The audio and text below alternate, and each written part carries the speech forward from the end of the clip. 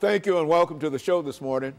The topic this morning is human trafficking, and we're fortunate to have with us to talk about human trafficking Ms. CGreenlee4. Ms. CGreenlee4 has been with us on a number of occasions, and I think, Ms. CGreenlee4, you certainly are not a stranger to any members of our audience this morning. They've seen you on a number of occasions, going way, way back here. But now I think you've got another topic that you'd like to talk about, Ms. CGreenlee4, and that's human trafficking in the state of Tennessee and other areas that you might be familiar with.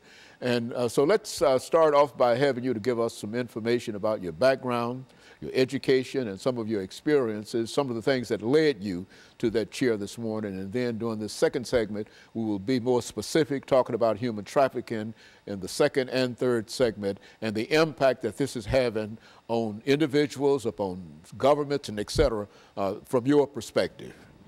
Yes, thank you again, Dr. Haynes, for having me. You know, earlier on your shows, I've always talked about my background as being coming up with two alcoholic parents and being a lack of school and education and being put in the hands of abusive men with sexual activities happening to me at the age of 5. And so that led into sex trafficking for me. And I started talking to you guys about youth violence because of the death of my own son. And I really hardly never talk about that part of my life. And recently, that part of my book has opened back up.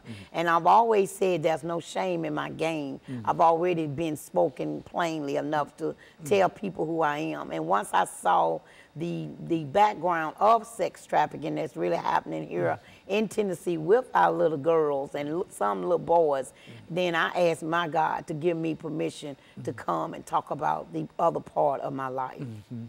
And that's exactly why I'm here now, to tell people that not only am I not ashamed to talk about the drug addiction, the prostitution, and the lifestyle that I lived, but I want to talk about how that got started.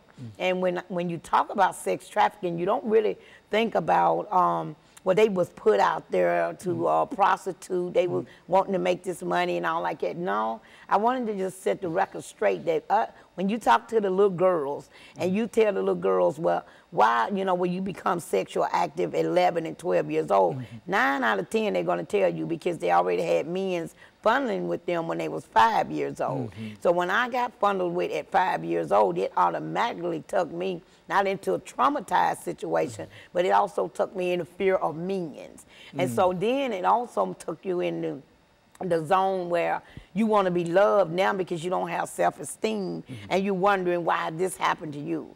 And so falling back off of that, as I got older, like 10, 11 years old, men still was dealing with me sexually and no one was there to protect me because remember, my parents was alcoholics. My siblings are younger than me and my oldest brother was never home anyway.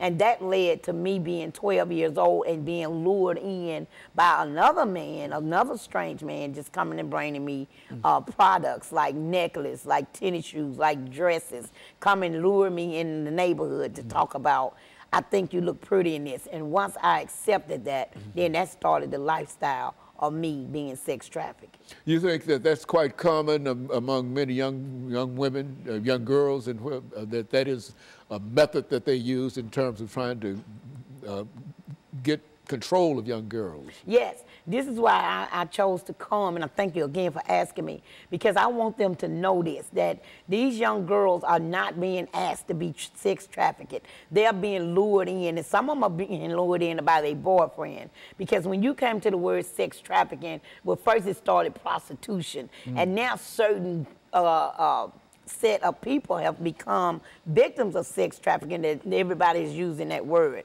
But some of us has been lured in by our boyfriends, not pimps, because there's no more pimps like the early 70s. And I tell people all the time, quit looking for the afro and the big Cadillac. The pimp is the government now. The pimp is the system. The pimp is society. So when